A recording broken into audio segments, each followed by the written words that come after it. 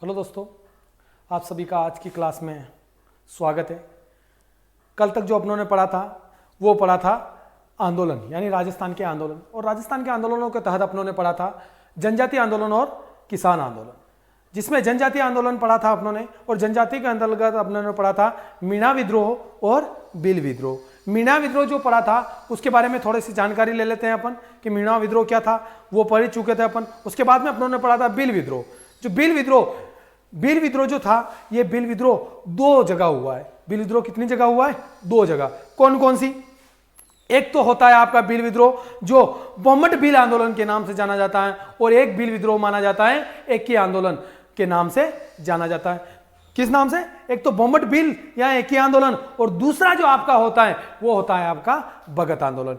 तो अपनों ने दोनों पढ़ा था। तो पहला पढ़ा था अपनों ने भगत आंदोलन, और भगत आंदोलन के मैंने बताया था जो प्रणेता थे वो थे आपके गोविंद गिरी जी।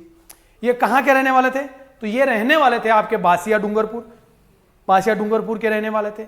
इनके जो गुरु थे वो कौन थे? तो मैंने आपको बताया था यहां पर गुरु के बारे में कि कोटा बूंदी अखाड़े के जो साधु राजगिरी जी थे वो इनके क्या थे? गुरु थे। इनके प्रेरणा स्रोत जिनसे इन्होंने प्रेरणा ली और इन्होंने ये कार्य स्टार्ट किया, तो इनके प्रेरणा स्रोत थे आपके दयानंद सरस्वती। तो ये बात यहां तक पड़ी थी। इसके बाद में इन्होंने एक पंथ चलाया था, भगत पंथ। कौन सा पंथ चलाया? भगत पंथ चलाया। इस भगत पंथ को चला दिया। इसके बाद में इन्होंने क्या किया? इनका जो कार्य क्षेत्र मैंने बताया था आपको, डूंगरपुर, बांसवाड़ा, प्रतापगढ़, सिरोही और ईडर, गुजरात का ईडर क्षेत्र जो था गुजरात, ये इनका कार्य क्षेत्र रहा। इसके बाद में इन्होंने क्या किया?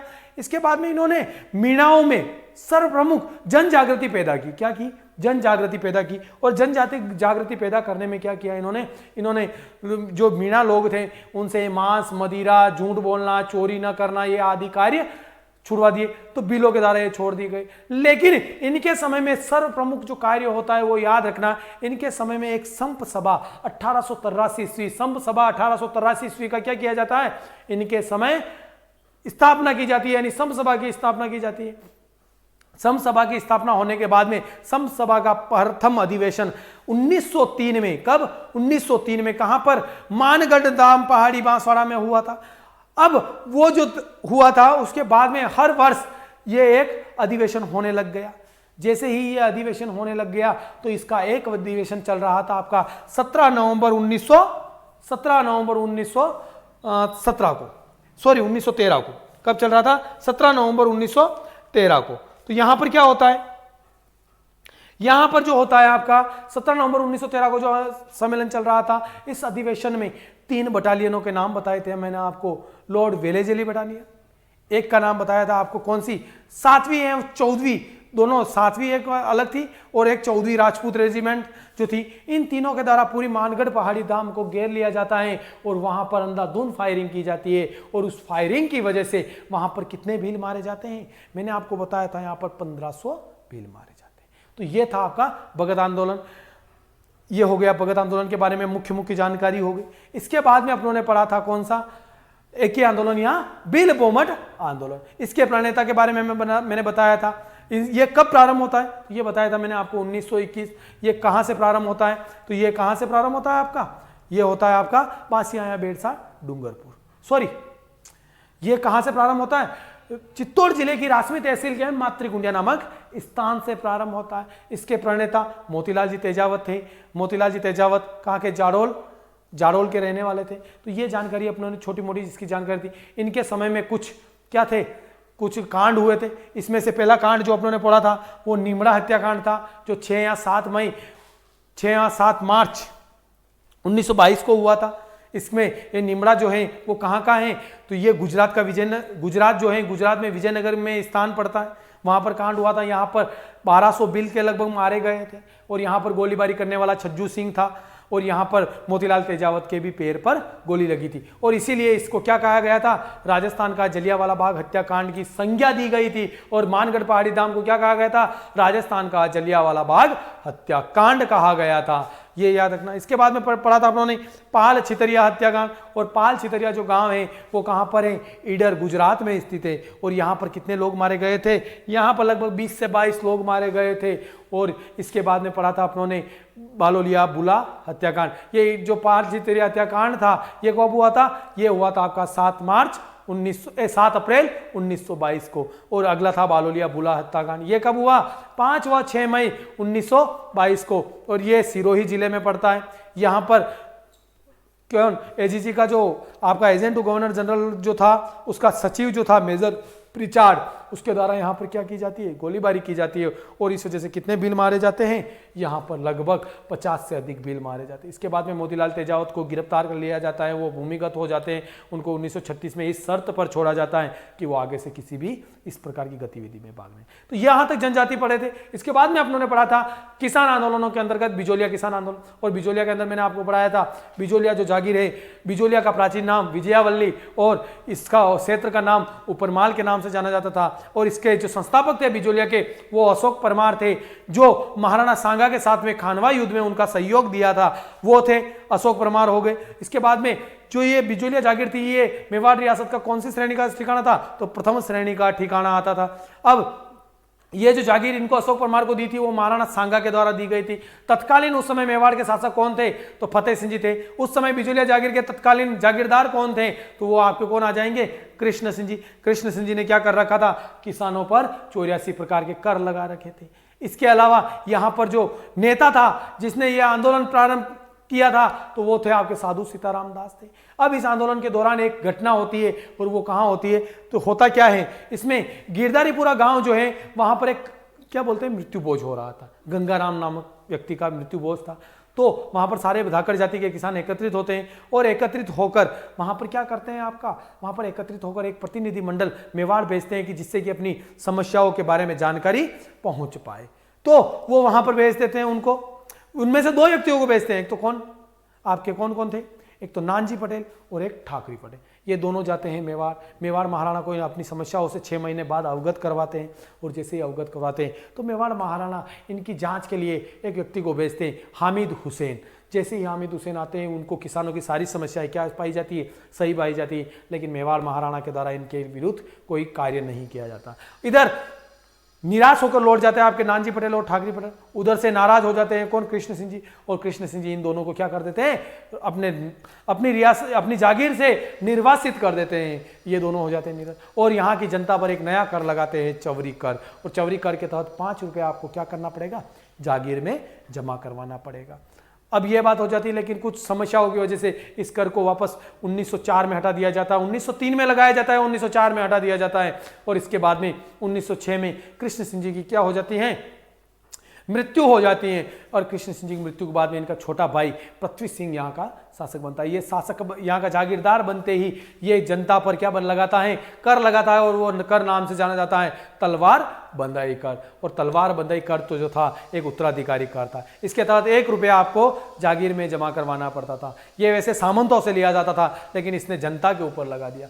तो इसके बाद में इनकी भी 1913 में क्या हो जाती है? मृत्यु हो जाती है। और इनका अल्पवयस्क पुत्र बन जाता है केसरी सिंह यहाँ का जागीरदार। जो अल्पवयस्क होता है उसकी परवरिश के लिए उसे मेवाड़ बुलाए।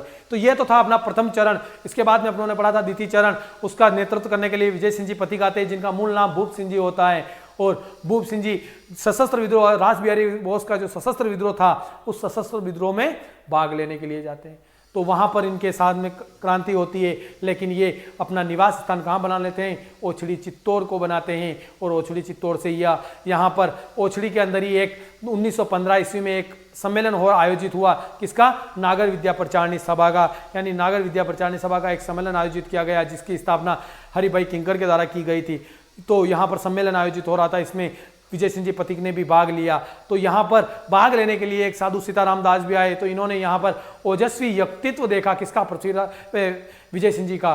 और इनसे आग्रह किया कि आप बिजोलिया का आंदोलन का नेतृत्व संभालिए। तो यहां तक अपन पढ़ चुके थे। तो अब आगे आ जाइए, अपन आगे देखते हैं कौन सा? दूसरा चरण। भी दूसरा चरण चल रहा था।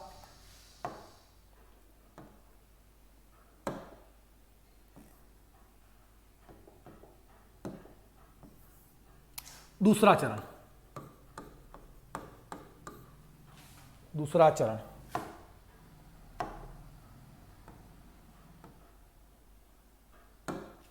दूसरा चरण, और बताया था मैंने दूसरा चरण क्या समय क्या था इसका? 1915 से 22। तो अपन ने पढ़ चुके थे यहां पर कि विजय सिंह जी पथिक इस आंदोलन से कब जुड़ते हैं, तो विजय सिंह जी पथिक इस आंदोलन से कब 1916 में इस आंदोलन बिजोलिया आंदोलन से जुड़ जाते हैं, आंदोलन से जुड़ जाते हैं। तो यह तो हो गया इन विजय सिंह जी पथिक के आंदोलन से जुड़ने का कारण।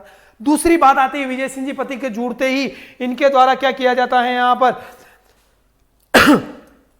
होता क्या है ये याद रखना। तो 1916 में ही आपके कौन थे, साधु सीताराम दास,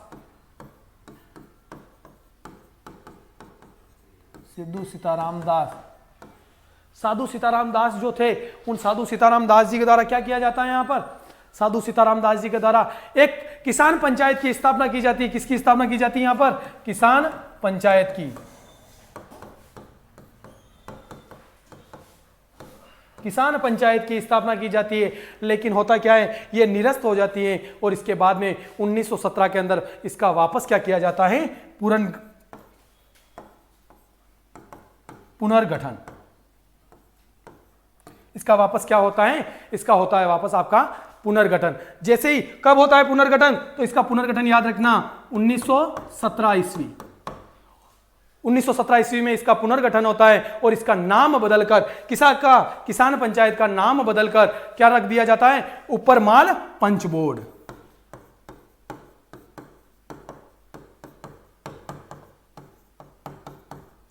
उपरमाल पंच बोर्ड इसका नाम कर दिया जाता है, जो किसके द्वारा, साधु सीताराम दास जी के द्वारा किसान पंचायत की स्थापना की गई, जिसका पुनर्गठन किया 1917 में और इसका नाम कर दिया उपरमाल पंच बोर्ड। और इस उपरमाल पंच बोर्ड के जो प्रथम अध्यक्ष बनाए गए वो बनाए गए थे आपके मन्नाराम पटेल।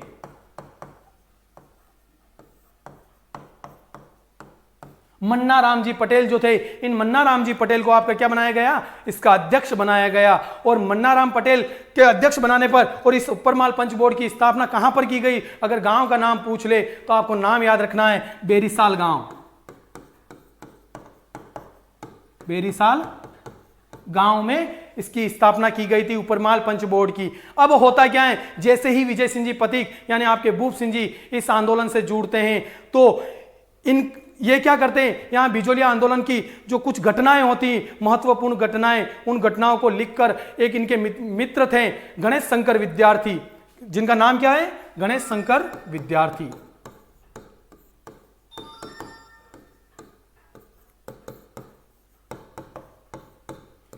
इन गणेश शंकर विद्यार्थी का एक कानपुर, कहां के रहने वाले थे ये, कानपुर,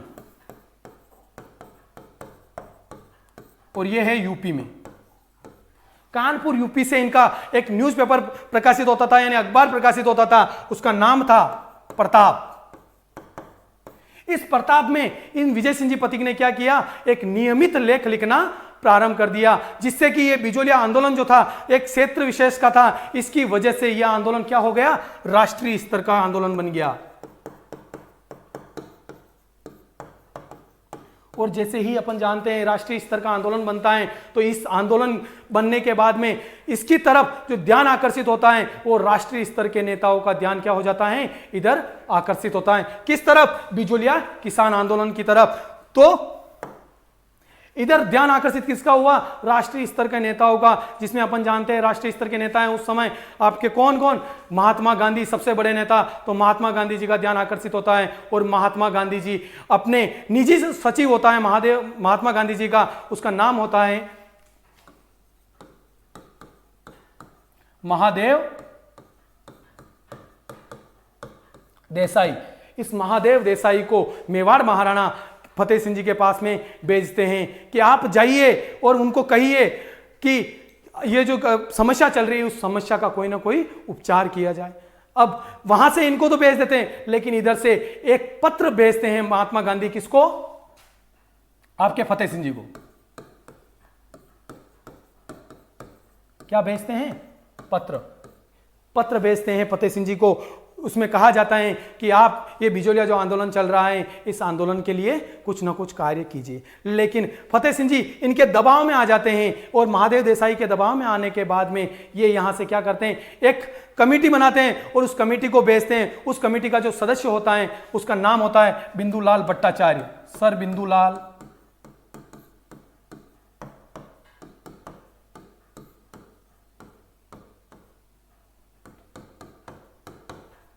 सर बिंदुलाल भट्टाचार्य को कहाँ भेजा जाता है? आपका बिजोलिया में भेजा जाता है कि आप जाइए वहाँ पर और वहाँ पर जो किसानों की समस्या हैं उन समस्याओं का क्या कीजिए, निर्धारण कीजिए। जैसे ही बिंदुलाल भट्टाचार्य यहाँ पर आते हैं, उनसे किसानों से जानकारी लेते हैं कि आपकी क्या क्या समस्याएं, ये सारी समस्याएं बिंदुलाल भट्टाचार्य को जब पता चली तो ये सारी समस्याएं किसानों के हित में थी, यानी किसानों को इसके बारे में पता था। तो किसानों को इस बारे में जैसे ही चला तो बिंदुलाल भट्टाचार्य अपनी रिपोर्ट किसको सौंपते हैं? फतेह सिंह जी को सौंपते हैं। लेकिन फतेह सिंह जी इसके ऊपर भी क्या नहीं लेते हैं, कोई निर्णय नहीं लेते हैं। तो यह आंदोलन आगे चलता रहता है। लेकिन आगे होता क्या है, 1919 में भारत में भारत छोड़ो आंदोलन प्रारंभ होता है। कौन सा?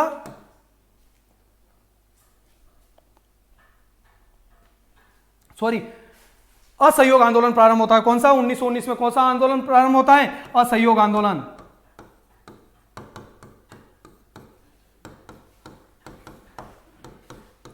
असहयोग आंदोलन प्रारंभ होता है। जैसे ही असहयोग आंदोलन प्रारंभ होता है तो अंग्रेज सरकार का जो नजरिया होता है वो किसकी तरफ पड़ता है? बिजोलिया किसान आंदोलन की तरफ। किधर? बिजोलिया आंदोलन की तरफ पड़ता है कि यहां पर बिजोलिया में आंदोलन हो रहा है और इधर से भारत में असहयोग आंदोलन 1919 में छिड़ जाता है। क्यों ना ये आंदोलन कहीं आगे चलकर बढ़ नहीं जाए, इसकी वजह से अंग्रेज सरकार डरकर यहां पर इस आंदोलन में क्या करती है, यहां पर एक व्यक्ति को भेजती है, राजपूताना के एजीजी को। किसको? राजपूताना के एजीजी। उस समय राजपूताना के एजीजी थे कौन? Robert Holland.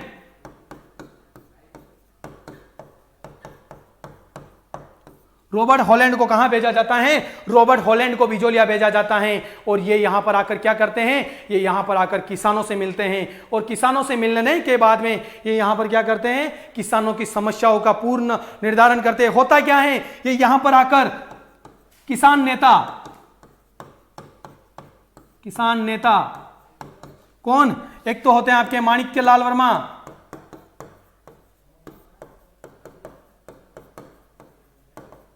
और दूसरे आपके विजय सिंह से मिलते हैं। और ये यहां पर किसानों की लगभग 84 मांगों में से लगभग कितनी मांगे मान लेते हैं? यहां पर 35 मांग, यानी 84 प्रकार के जो कर थे उनमें से 35 करों को इनके द्वारा मान लिया जाता है, यानी 35 करों को इनके द्वारा माफ करवाने की बात कही जाती है। मानने का मतलब ये कब लागू होंगे कि जब जैसे ही असहयोग आंदोलन जो भारत में चल रहा है ये जैसे ही समाप्त होगा, इसकी समाप्ति के बाद में हम बहुत ही जल्दी आपके क्या करेंगे, यहां पर इसको लागू कर देंगे। जैसे ही लागू करने की बात होती है और किसान भी मान लेते हैं और इस आंदोलन को कुछ समय के लिए क्या कर दिया जाता है? स्थगित कर दिया जाता है। तो यह बात थी इस किसान आंदोलन के तहत द्वितीय चरण की, जो द्वितीय चरण में चल रहा था। तो यहां पर कुछ समय के लिए इस आंदोलन को क्या कर दिया जाता है? स्थगित कर दिया जाता है। तो अब आते हैं अपन तीसरे चरण पर। तो तीसरे चरण पर देखिए, तीसरा चरण का समय बताया था मैंने आपको। तीसरा चरण का मैंने समय बताया था आपको 1923 से 1941 तक। अब होता क्या है, यहां पर जो द्वितीय चरण में रॉबर्ट हॉलैंड के द्वारा जो बात कही जाती है वो बात अमल में नहीं लाई जाती। कुछ समय के लिए बात करेंगे लेकिन उस बात को अमल में नहीं लाई जाती है। तो यहां पर किसानों के साथ में क्या हो जाता है? धोखा। किसानों के साथ क्या होता है? धोखा। किसानों के साथ में हो जाता है धोखा और किसान वापस इस आंदोलन को प्रारंभ कर देते हैं। क्या करते हैं? किसानों के द्वारा इस आंदोलन को वापस प्रारंभ कर दिया जाता है। और जैसे ही प्रारंभ किया जाता है तो मेवाड़ महाराणा फतेह सिंह जी फिर वापस एक व्यक्ति को वहां से भेजते हैं, अपने राजस्व अधिकारी को भेजते हैं। कौन? फतेह सिंह जी। और उसका नाम होता है जेसी ट्रेंच।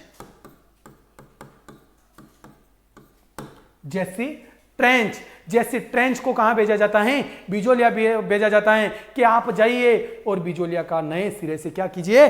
कर निर्धारण कीजिए। जेसी ट्रेंच बिजोलिया आते हैं। ये जनता से मिलते हैं और यहां की समस्याओं का निदान करते हैं। लेकिन जेसी ट्रेंच करता क्या है, यहां पर जो उपजाऊ जो जमीन होती है, इस उपजाऊ जमीन पे तो कर क्या कर देता है, कर को कम करता है। लेकिन अनउपजाऊ जमीन,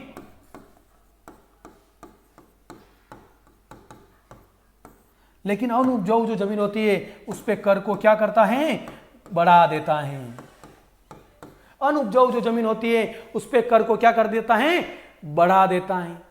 तो किसान कहते हैं कि इसने कौन सा तीर मारा, ये तो वही है, बात हो गई कि इधर था, इधर डाल दिया, मतलब कर को समान ही कर दिया उसने।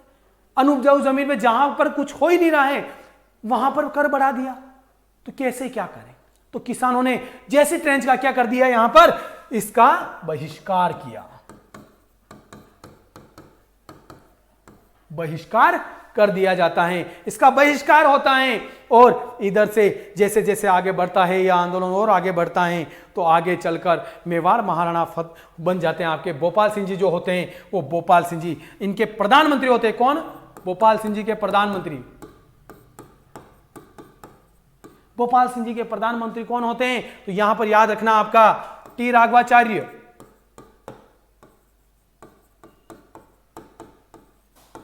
टी राघवाचार्य।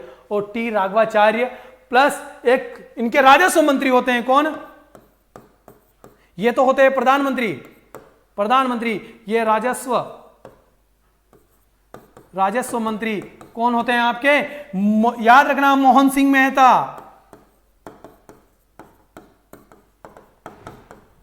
मोहन सिंह मेहता, इनको दोनों को कहां भेजते हैं, बिजोलिया भेजते हैं। ये जनता से जाकर मिलते हैं और बिजोलिया के किसानों की समस्याओं का यहां पर जाकर क्या किया जाता है, समाधान किया जाता है। उनकी जो समस्याएं थी उनको मान लिया जाता है और इसी प्रकार से यह आंदोलन क्या करता है, सफलता प्राप्त करता है। तो यह तो हो गई आपकी इस आंदोलन की सफलता। इसी वजह से इस आंदोलन को राजस्थान का सबसे बड़ा, सबसे संगठित और सफल आंदोलन कहा जाता है। क्या कहा जाता है, संगठित,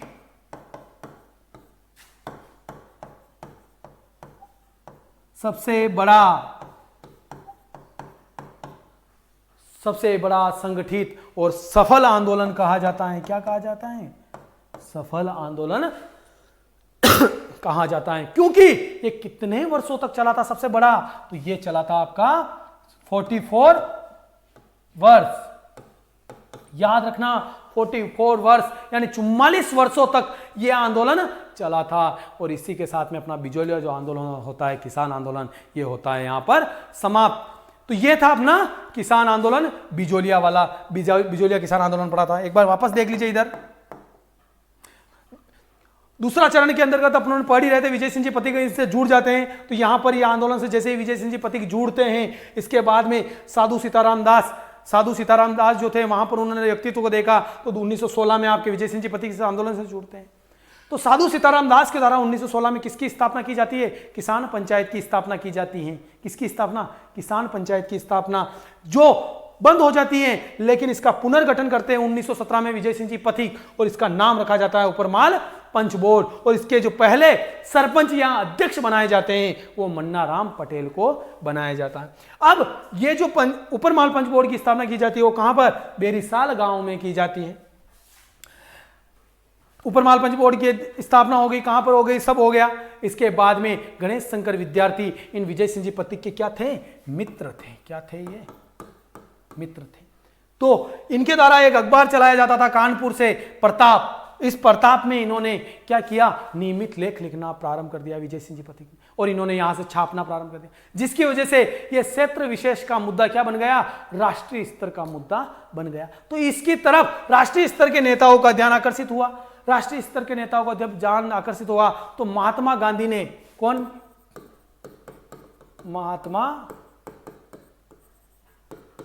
महात्मा गांधी जी जो थे, इन महात्मा गांधी जी के द्वारा एक व्यक्ति को अपने निजी जो सचिव होते हैं उनको कहाँ भेजते हैं, बिजोलिया भेजते हैं। और फतेह सिंह जी, मेवाड़ के महाराणा फतेह सिंह जी जो होते हैं, इनको एक पत्र लिखते हैं। महादेव देसाई जैसे ही आते हैं तो इनको सारी किसानों की समस्याएं, किसानों को ही हित में लगी कि सही बात है, इन किसान सही तरीके से आंदोलन कर रहे हैं।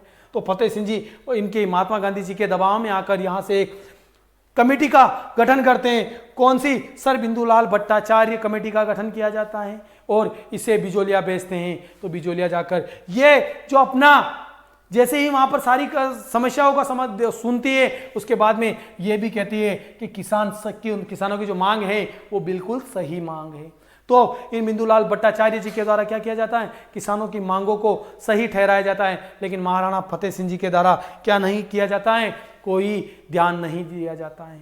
तो इसके बाद में यह आंदोलन चलता रहता है और इसके बाद में भारत में महात्मा गांधी के द्वारा 1919 में क्या चलाया जाता है, असहयोग आंदोलन प्रारंभ किया जाता है। असहयोग आंदोलन की तीव्रता को देखते हुए अंग्रेज सरकार क्या होती है, पर घबरा जाती है कि कहीं बिजोलिया आंदोलन भी इससे जुड़ ना जाए। इसकी वजह से एक राजपुताना के एजीजी होते हैं उनके, रॉबर्ट हॉलैंड को कहाँ भेजते हैं, बिजोलिया भेजते हैं।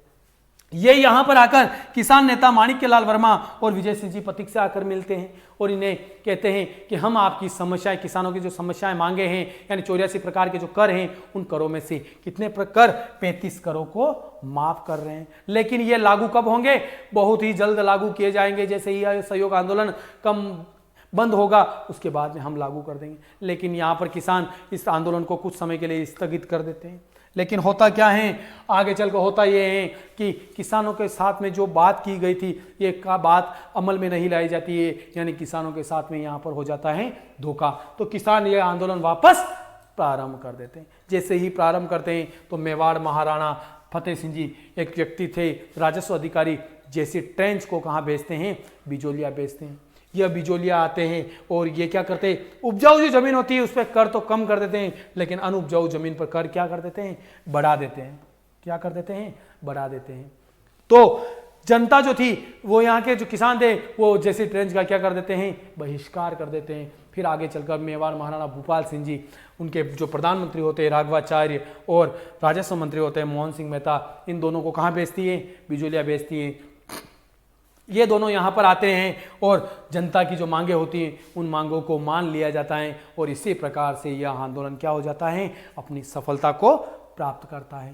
तो यहाँ पर तो हो गया, इनकी सफलता प्राप्त हो गई। इसी वजह से इसे राजस्थान का सबसे बड़ा संगठित, सबसे बड़ा और सफल आंदोलन माना जाता है, जो 44 वर्ष तक यह आंदोलन चला था। तो ये हो गया अपना दोस्तों बिजोलिया किसान आंदोलन। अब आज अगर नया पढ़ेंगे अपन, वो पढ़ेंगे आप बेगू किसान आंदोलन। तो आज की नई हेडिंग डाल दीजिए आप, बेगू किसान आंदोलन। तो नया पढ़ेंगे अपन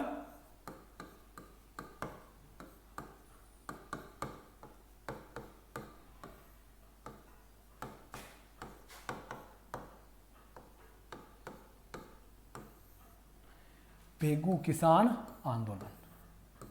कौन सा आंदोलन है, बेगू किसान आंदोलन। और ये आंदोलन कब प्रारंभ होता है, तो ये प्रारंभ याद रखना 1921 ईस्वी में प्रारंभ होता है। होता क्या है यहाँ पर, बेगू जो था, ये बेगू किस रियासत का हिस्सा था, ये बेगू आपका मेवाड़ रियासत का हिस्सा था। किसका, मेवाड़ रियासत का हिस्सा था। बेगू जो था आपका मेवाड़ रियासत का हिस्सा था। और मेवाड़ के शासक को अपन जानते ही हैं इस समय, कौन थे आपके, मेवाड़ महाराणा फतेह सिंह जी थे। लेकिन होता क्या है, यहाँ के जो जागीरदार थे, कौन, जागीरदार कहाँ के, बेगू के, कौन थे, अनूप सिंह जी।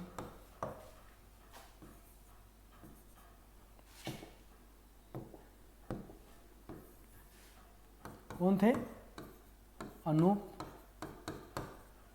जागीरदार हो गए आपके अनूप सिंह जी। यहां पर जो व्यक्ति था जिसके द्वारा इस आंदोलन का नेतृत्व किया जाता है, तो उसका नाम याद रखना, राम नारायण चौधरी। इसके द्वारा यहां पर आंदोलन किया जाता है। यहां पर भी आंदोलन क्यों हुआ, तो यह फिर भी आंदोलन करों की वजह से ही हुआ। तो क्या होता है, किसानों ने जब आंदोलन किया तो इन अनूप सिंह जी और इन किसानों के मध्य में क्या हो जाता है, समझौता हो जाता है। अनूप सिंह जी किसानों की मांगे मान लेते हैं। लेकिन होता क्या है, जब इस बात का पता चलता है कि अनूप सिंह ने किसानों की मांगे मान ली, तो मेवाड़ महाराणा अनूप सिंह जी से क्या हो जाते हैं, क्रोधित। क्या होते हैं यहां पर, क्रोधित। और अनूप सिंह जी को मेवाड़ में बुलाकर इन्हें क्या कर दिया जाता है, नजरबंद कर दिया जाता है। इनको यहां पर नजरबंद कर दिया। इधर से जो इनके बीच में समझौता हुआ था, इस समझौते को मेवाड़ महाराणा के द्वारा इस समझौते को क्या कर दिया जाता है, रद्द कर दिया जाता है, रद्द कर दिया जाता है। और यहां पर किस व्यक्ति को बेचते हैं, जेसी ट्रेंच को बेचते हैं। किसको, जेसी ट्रेंच को भेजा जाता है। और जेसी ट्रेंच इस किसानों के मध्य में जो हुआ था समझौता, उसे समझौते को क्या नाम देते हैं, बोल्शेविक समझौता। बोल्शेविक समझौता। बोल्शेविक समझौते का नाम दे देते हैं कौन, जेसी ट्रेंच इस समझौते को बोल्शेविक समझौते का नाम देते हैं। बोल्शेविक समझौता वहां पर यूरोप के अंदर हुआ था, यह समझौते का नाम दे दिया जाता है इनके द्वारा, बोल्शेविक समझौते का नाम दे दिया। और इधर से अनूप सिंह जी को जब मेवाड़ में नजरबंद कर दिया जाता है, तो अनूप सिंह जी की जगह पर वहां पर एक व्यक्ति को भेज दिया जाता है यहां की बेगू की जागीर देखने के लिए। उसका नाम होता है लाला अमृतलाल। जेसी ट्रेंच जैसे ही जाते हैं वहां पर राजस्व अधिकारी, तो यहां की जनता कहती है कि जेसी ट्रेंच तुम वापस जाओ। क्यों, क्योंकि जेसी ट्रेंच का इनको पता था, पहले भी इसने गड़बड़ घोटाला कर ही रखा है कि उसने पहले अनुपजाऊ जमीन वगैरह नहीं है, इसके ऊपर कर बढ़ाना, उपजाऊ जमीन पर कर कम करना, तो ये इसका, तो वो इस जेसी ट्रेंच का यहां पर क्या होता है, बहिष्कार। तो ये बात जेसी ट्रेंच वापस रिटर्न चले जाते हैं। इसके बाद में होता है, यहां पर याद रखना आप लोग, यहां पर एक 13 जुलाई 1923, कब, 13 जुलाई 1923 ईस्वी को क्या होता है, गोविंदपुरा नामक स्थान पर, कौन से, गोविंदपुरा गांव में, गोविंदपुरा नामक जो स्थान होता है, इस स्थान पर एक क्या किया जाता है, सम्मेलन आयोजित करते हैं। यहां पर एक सम्मेलन आयोजित किया जाता है। और इस सम्मेलन पे होता क्या है, इस सम्मेलन पर पुलिस के द्वारा यहां पर क्या की जाती है, गोलीबारी की जाती है। और यहां पर गोलीबारी में 2 व्यक्ति शहीद होते हैं आपके, एक तो रूपा जी और दूसरे होते हैं आपके कृपा जी। ये दोनों यहां पर क्या हो जाते हैं, रूपा जी और कृपा जी शहीद हो जाते हैं। तो ये दोनों तो हो गए यहां पर शहीद हो गए। इसके बाद में जैसे ही यहां पर ये दोनों शहीद होते हैं, तो इस आंदोलन से जुड़ कौन जाते हैं आपके, विजय सिंह जी पथिक। विजय सिंह पथिक इस आंदोलन से जुड़ जाते हैं। और विजय सिंह जी पथिक जैसे ही इस आंदोलन से जुड़ते हैं, तो इन्हें क्या कर लिया जाता है कि आप यहां पर भी उंगली करने के लिए आ गए। इनसे क्या कहा जाता है कि तुम यहां पर भी उंगली करने के लिए आ गए हो, तो इन्हें क्या कर लेते हैं, गिरफ्तार। लेकिन फिर बाद में अत्यधिक दबाव के चलते हुए यह आंदोलन क्या हो जाता है, सफलता प्राप्त करता है, सफलता, और यह आंदोलन समाप्त हो जाता है, समाप्त हो जाता है। तो यह था आपका बेगू किसान आंदोलन। वापस देख लीजिए, बेगू किसान आंदोलन, बेगू किस रियासत का हिस्सा था, मेवाड़। मेवाड़ के महाराणा कौन थे, फतेह सिंह। कब प्रारंभ होता है, 1921 में। यहाँ जागीर, ये जो जागीर थी, यहाँ के जागीरदार कौन थे, अनूप सिंह जी। यहाँ पर जो क्रांति करने वाले यानी आंदोलन करने वाले जो नेता थे वो कौन थे, राम नारायण चौधरी। और अनूप सिंह जी और इन किसानों के मध्य में क्या बात हो जाती है, समझौता हो जाता है करों के विरोध में। तो यहाँ पर इन अनूप सिंह जी से कौन क्रोधित हो जाता है, मेवाड़ के महाराणा क्रोधित होते हैं। इन्हें कहाँ बुलाया जाता है, मेवाड़, और यहाँ पर क्या कर दिया जाता है, नजरबंद। और यहाँ से मेवाड़ महाराणा के द्वारा किसको भेजा जाता है, जेसी ट्रेंच को, जो इस किसानों और इन दोनों के मध्य में हुए समझौते को क्या नाम देते हैं, बोल्शेविक समझौते का नाम देते हैं। और इस समझौते को क्या किया जाता है, इस समझौते को रद्द किया जाता है। लेकिन किसान यहाँ पर क्या करते हैं, जेसी ट्रेंच का बहिष्कार करते हैं। और इधर से मेवाड़ महाराणा के द्वारा इस बेगू जागीर को संभालने के लिए किसको भेजा जाता है, लाला अमृतलाल को भेजा जाता है। इसके बाद में आगे इसके बाद में आगे 13 जुलाई 1923 ईस्वी को गोविंदपुरा गांव जो था, इस गोविंदपुरा गांव में एक सम्मेलन आयोजित किया जाता है। और इस सम्मेलन में यहाँ पर होता क्या है, इस सम्मेलन में रूपा जी और कृपा जी के ऊपर यानी किसानों के ऊपर गोलियां चलाते हैं, जहाँ पर रूपा जी और कृपा जी दोनों क्या हो जाते हैं, शहीद हो जाते हैं। तो इस तरफ से विजय सिंह जी पथिक इस आंदोलन से आके जुड़ जाते हैं, लेकिन इन्हें क्या कर लिया जाता है, गिरफ्तार कर लिया जाता है। और कुछ समय बाद 1925 के लगभग, कब 1925 ईस्वी के लगभग यहाँ पर यह आंदोलन क्या होता है, सफलता को प्राप्त करता है, यानी यह आंदोलन यहाँ पर समाप्त होता है। इसी के साथ में अपना जो आज अपनों ने पढ़ा था बिजोलिया किसान आंदोलन और बेगू किसान आंदोलन समाप्त होता है। अब आगे की क्लास अपन कर लेंगे, उसके लिए आप सभी का धन्यवाद। जय हिंद।